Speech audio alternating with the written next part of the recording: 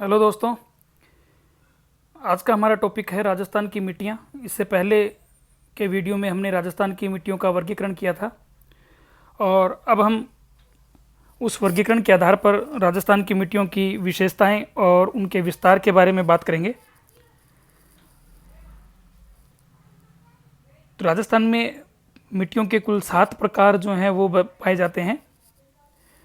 जलोढ़ या कछारी मिट्टी, लाल और पीली मिट्टी, लाल लोमी मिट्टी, लाल काली मिट्टी, मध्यम प्रकार की काली मिट्टी, भूरी रेतीली मिट्टी और रेतीली मिट्टी। तो सबसे पहले बात करते हैं हम जलोढ़ अथवा कछारी मिट्टी के बारे में। जलोढ़ और कछारी मिट्टी का जो विस्तार है विशेष करके पूर्वी राजस्थान में है, क्योंकि पूर्वी राजस्थान में नदियों का प्रवाह अधिक है और उस वजह से नदियों द्वारा लाकर बिछाई गई ये जलोढ़ या कछारी मिट्टी पूर्वी राजस्थान के विभिन्न भागों में पाई जाती है। इस मिट्टी का विस्तार भरतपुर, धौलपुर, दौसा, जयपुर, टोंक और सवाई माधोपुर जिलों में है। इसके अलावा गंगानगर और हनुमानगढ़ के घग्गर बेल्ट में भी जलोढ़ और कछारी मिट्टी का विस्तार है। गंगानगर और हनुमानगढ़ जिलों में जो जलोढ़ मिट्टी है ये बालू मिश्रित कछारी मिट्टी के रूप में है। इस मिट्टी में चूना, फास्फोरिक अम्ल और ह्यूमस की कमी होती है। चूना इसमें कम होता है, फास्फोरिक अम्ल भी कम होता है, ह्यूमस भी कम होता है। इसका रंग जो है वो लाल और कहीं कहीं पर ये भूरे कलर में मिलती है। लेकिन उत्पादकता की दृष्टि से ये मिट्टी यानी जलोढ़ या कछारी मिट्टी जो है वो उत्तम होती है, क्योंकि नदियों द्वारा लाकर ये मिट्टी बिछाई जाती है और उस कारण से पर्याप्त मात्रा में इसमें उत्पादक तत्व जो हैं वो मौजूद रहते हैं। विभिन्न प्रकार के खनिज जो हैं इस मिट्टी में मौजूद रहते हैं, तो उत्पादकता की दृष्टि से ये मिट्टी महत्वपूर्ण है। और राज्य के जिन जिलों में इस मिट्टी का विस्तार है, जलोढ़ या कछारी मिट्टी का विस्तार है, उन क्षेत्रों में इस मिट्टी में गेहूं और चावल की कृषि जो है वो विशेष रूप से की जाती है। भरतपुर है, धौलपुर है, दौसा, जयपुर, ये जिले जो हैं इनमें गेहूं और चावल की खेती भी की जाती है। इसके अलावा अन्य फसलें जो हैं सभी फसलों के लिए लगभग ये उपयोगी है, अन्य फसलों का उत्पादन भी होता है। दूसरी मिट्टी जो है वो है लाल और पीली मिट्टी। इस मिट्टी का विस्तार सवाई माधोपुर जिले के पश्चिमी भाग में, भीलवाड़ा जिले के पश्चिमी भाग में, अजमेर और सिरोही जिले में। इस मिट्टी का लाल रंग जो है वो लोहे की अधिकता की वजह से, यानी यहाँ की चट्टानों में लोह तत्व की अधिकता पाई जाती है और उस वजह से इसका रंग जो है वो लाल मिलता है। और जहाँ कहीं नमी की मात्रा ज़्यादा है, जहाँ कहीं पानी की मात्रा ज़्यादा है, वहाँ इस मिट्टी में जंग लगने की प्रक्रिया भी होती है, जिस वजह से इस मिट्टी का रंग जो है वो कुछ पीलापन लिए भी है।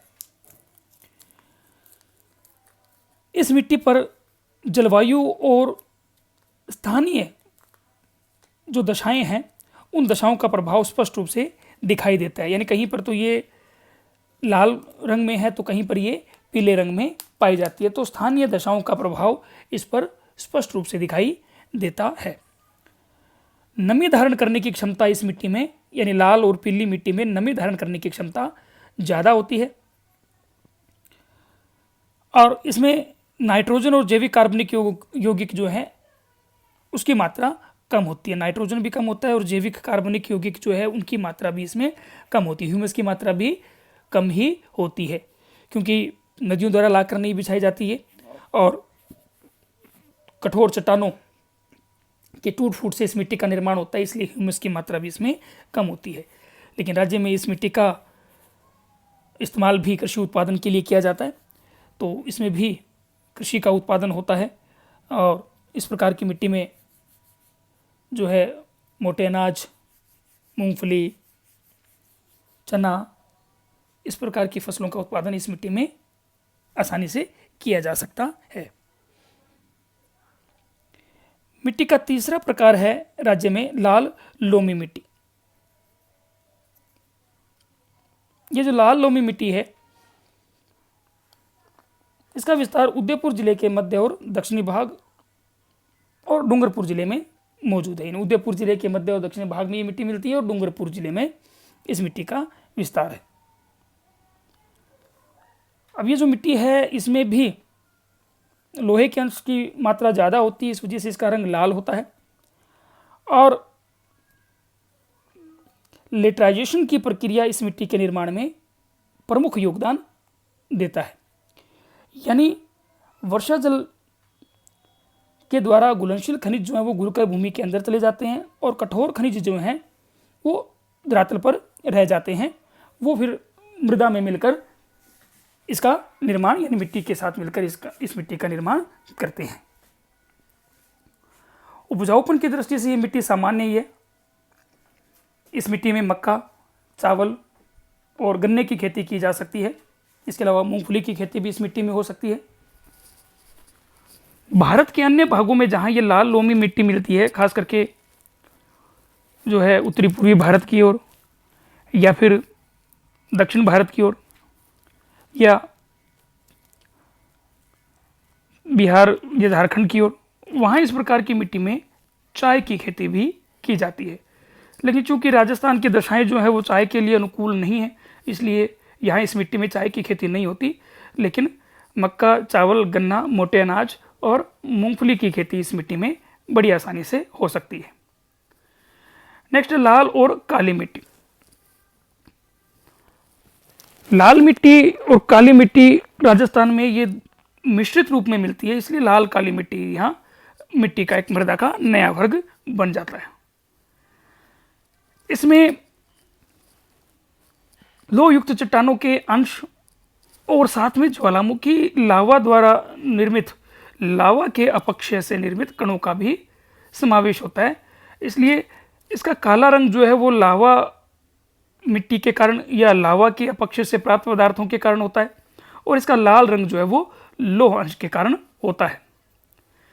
राज्य में इस लाल काली मिट्टी का विस्तार भीलवाड़ा, उदयपुर के पूर्वी भाग, चित्तौड़गढ़, डूंगरपुर और बांसवाड़ा जिलों में मिलता है। असल में ये मालवा पठार की ही मृदा का विस्तार है। तो मालवा पठार का ऊपरी भाग जो राज्य में मौजूद है, जिसको हम ऊपर मालवा पठार कहते हैं, तो वो मालवा पठार का ही मिट्टी का ये विस्तार है जो नदियों ने यहाँ लाकर बिछा दिया है। इस मिट्टी में भी फास्फेट, नाइट्रोजन, कैल्शियम और कार्बनिक पदार्थों की कमी होती है। लेकिन इनके बावजूद भी ये मिट्टी कपास के लिए बड़ी उपयोगी है। काली मिट्टी लावा निर्मित मिट्टी जो हो कपास के लिए बड़ी महत्वपूर्ण होती है, इसलिए काली मिट्टी को या लावा मिट्टी को कपास वाली मिट्टी भी कहा जाता है। कपास के अलावा इस मिट्टी में मक्का, मोटे अनाज और मूंगफली का उत्पादन बड़े ही आराम से, आसानी से होता है। जैसे कि इस प्रकार की मिट्टी का विस्तार जो है जहाँ आंध्र प्रदेश में भी है, तमिलनाडु में भी है, तो उन क्षेत्रों में भी मोटे अनाज, मूंगफली और कपास का उत्पादन इस मिट्टी में किया जाता है। तो इसे कपास वाली काली मिट्टी भी कहते हैं। फिर नेक्स्ट अगला मिट्टी का प्रकार है राज्य में काली मिट्टी, मध्यम प्रकार की काली मिट्टी। पूर्णतः काली मिट्टी जो है वो राज्य में नहीं मिलती। पूर्णतः काली मिट्टी जो है दक्कन ट्रेप, दक्कन पठार पे भारत में मिलती है। क्योंकि राज्य में ज्वालामुखी क्रियाएं जो हैं वो उतनी ज़्यादा एक्टिव नहीं रही हैं, केवल मालवा पठार पर ही ज्वालामुखी क्रिया द्वारा बिछाई गई लावा की परतें मिलती हैं और उन्हीं के विघटन से इस प्रकार की मिट्टी का निर्माण हुआ है।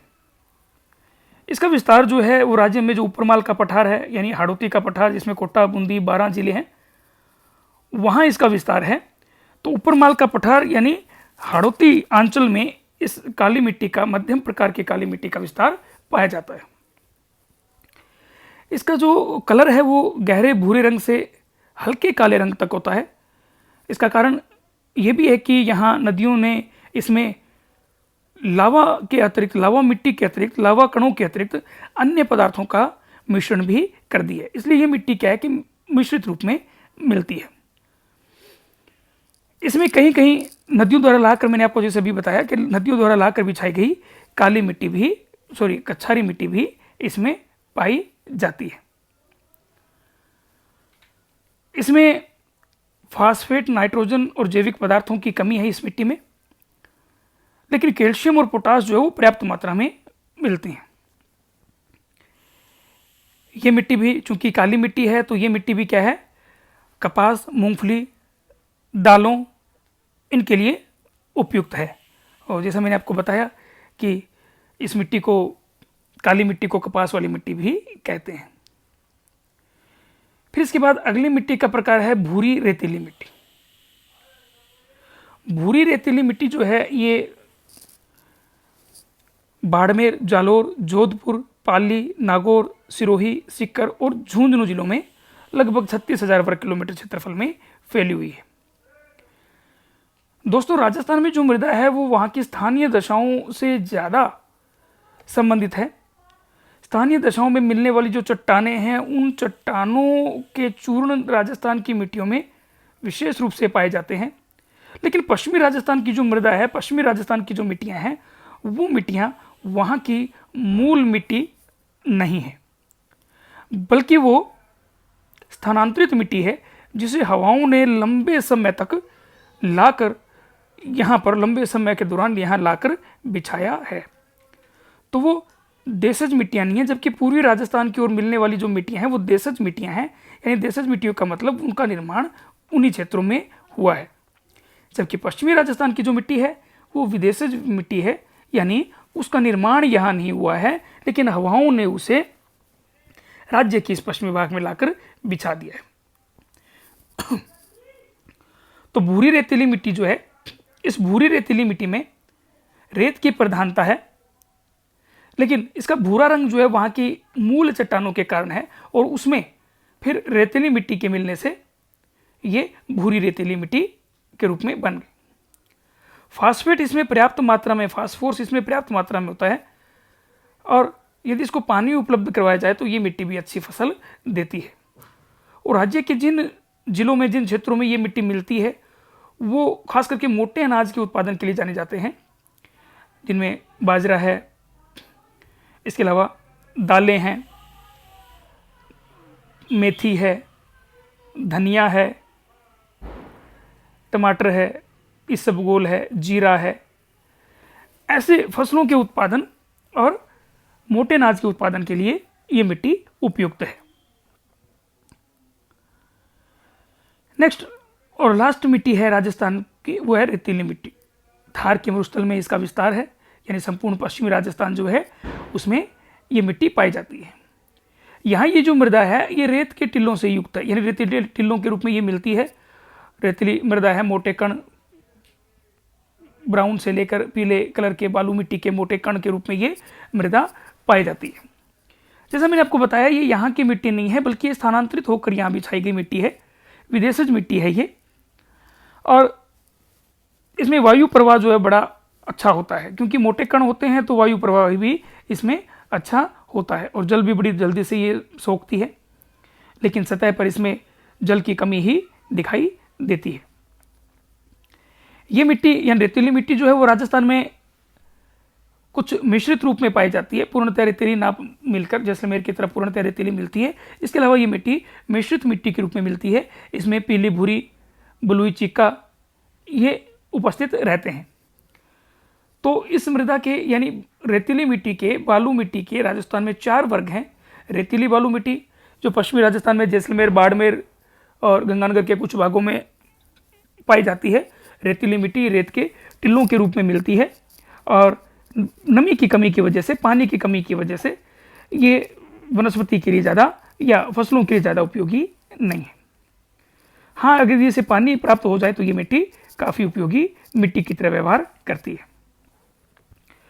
जैसा कि गंगानगर जिले में इस मिट्टी को, रेतीली बालू मिट्टी को पानी उपलब्ध हुआ, और आज गंगानगर जिला जो है वो राजस्थान का अन्न भंडार कहलाता है। दूसरी लाल रेतीली मिट्टी है, जहाँ पर चट्टानों में थोड़ा लोहांश है, वहाँ पर इस मिट्टी में, रेतीली मिट्टी में लाल मिट्टी मिश्रित मिलती है, तो लाल रेतीली मिट्टी के रूप में ये पाई जाती है। तीसरा इसका वर्ग जो है पीली भूरी रेतीली मिट्टी के रूप में है। तो ये जो वर्ग है ये नागौर, पाली, जालोर, सिरोही उस तरफ ज़्यादातर ये मिलता है। बाड़मेर पीली भूरी रेतीली मिट्टी के रूप में ये पाया जाता है। और चौथा इसका प्रकार है वो खारी मिट्टी के रूप में है। तो खारी मिट्टी जो है इनमें नमक के कण ज़्यादा होते हैं, और ख़ास करके नागौर और उसके आसपास के क्षेत्रों में जो है वो ये मिट्टी पाई जाती है, क्योंकि वहाँ सोडियम की मात्रा मिट्टी में ज़्यादा, नमक के कण ज़्यादा पाए जाते हैं, तो वहाँ ये मिट्टी पाई जाती है।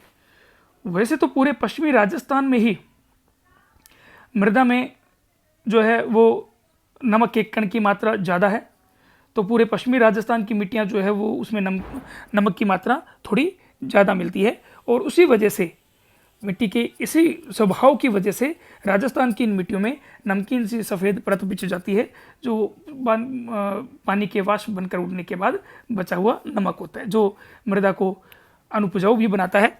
और खास करके इस पश्चिमी राजस्थान में जो मिट्टियाँ हैं, इन मिट्टियों में सिंचाई के द्वारा फसलें उत्पादित तो की जा रही है, लेकिन इससे एक समस्या और उत्पन्न हो रही है, सेम की समस्या। नीचे से पानी जो है वो लगातार, क्योंकि नीचे पूरी की पूरी इस पश्चिमी राजस्थान के भाग में जिप्सम की बेल्ट है, जिप्सम की पट्टी बिछी हुई है भूमि के नीचे, तो पानी जो है वो लगातार ऊपर की ओर उठकर भूमि पर जमा हो जाता है, और उसमें नमकीन से, क्षार से, नमक से जम जाते हैं, जिससे क्या है कि मिट्टी क्षारीय और लवणीय होती जा रही है, साथ में सेम जो है वो सेम का पानी भूमि पर इकट्ठा होता जा रहा है। तो ये पश्चिमी राजस्थान में बड़ी समस्या है ऑलरेडी, यानी पहले से ही क्षारीय और नमक के कण जो है वो मिट्टी में मौजूद है, ऊपर से पानी की आपूर्ति के बाद ज़्यादा पानी की वजह से सेम की समस्या का भी यहाँ सेम की समस्या भी उत्पन्न हुई है, जो मृदा को अनुपजाऊ कर रहा है। तो ये राजस्थान की मृदा और उसके प्रकार हुए। उम्मीद है दोस्तों आपको ये वीडियो पसंद आया होगा। आप मेरे वीडियो को लाइक कीजिए, उसको सब्सक्राइब कीजिए। Thank you.